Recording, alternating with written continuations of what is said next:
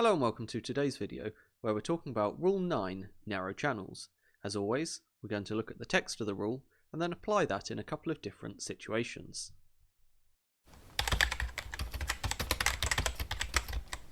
So Rule 9, narrow channels.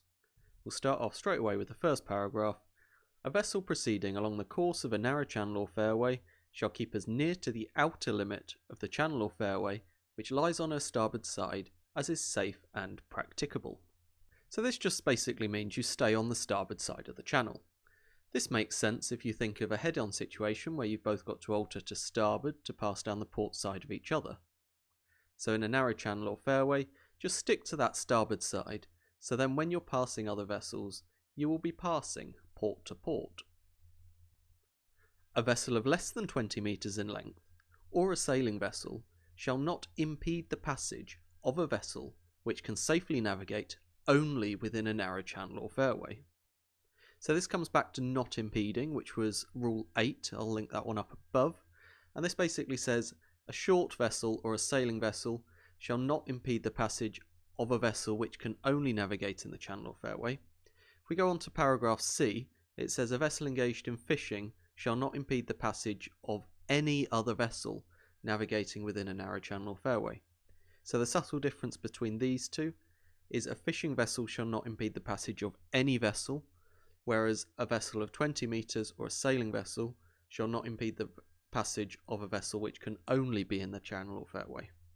So going back to our diagram with the vessel which can navigate only within a channel or fairway, we have the small vessel approaching and we have a sailing vessel approaching. Both of these must not impede the passage of the vessel in the channel, but they are free to go in the channel. As soon as they're navigating within the channel or fairway, a fishing vessel cannot impede their passage.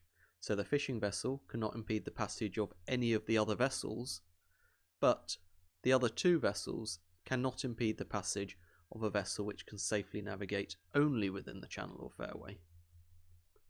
A vessel shall not cross a narrow channel or fairway if such crossing impedes the passage of a vessel which can safely navigate only within such channel or fairway. The latter vessel may use the sound signal prescribed in Rule 34D if in doubt as to the intention of the crossing vessel. So back to our diagram, this time the green vessel is wanting to cross the channel or fairway and the white tanker can safely navigate only within the channel or fairway. The green vessel cannot cross if the crossing impedes the passage of the white vessel, and the white vessel can sound 5 short and rapid blasts if she is unsure as to the intention of the crossing vessel. But remember, Rule 15 will still apply. This can still be a crossing situation. We're talking about do not impede, which goes back to Rule 8, which does not relieve the giveaway vessel of her obligation to keep out of the way. Paragraph E then talks about overtaking. In a narrow channel or fairway, when overtaking can take place only if the vessel to be overtaken has to take action to permit safe passing, the vessel intending to overtake shall indicate her intention by sounding the appropriate signal prescribed in Rule 34C1. The vessel to be overtaken shall, if in agreement, sound the appropriate signal prescribed in Rule 34C2 and take steps to permit safe passing. If in doubt, she may sound the signal prescribed in Rule 34D. And this rule does not relieve the overtaking vessel of her obligation under Rule 13. So regardless of what this rule says, if you're overtaking, you are the giveaway vessel. But you can sound these signals to ask for assistance from the vessel you are overtaking. In this example, we've got that white tanker moving within channel or fairway and a red vessel coming up behind. And the red vessel wants to overtake. If she wanted to go down the starboard side of the tanker, she could sound 2 prolonged blasts followed by 1 short blast to indicate, I intend to overtake you on your starboard side. Likewise, if she wanted to overtake on the port side, it would be 2 prolonged followed by 2 short blasts.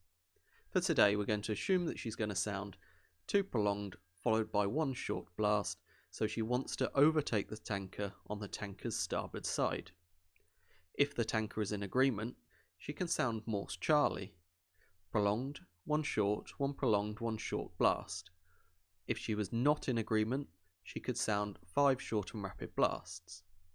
But today she's going to be in agreement, and once in agreement she would take steps to permit safe passing, which would involve moving out to port to allow more space on her starboard side so the red vessel can come up and overtake.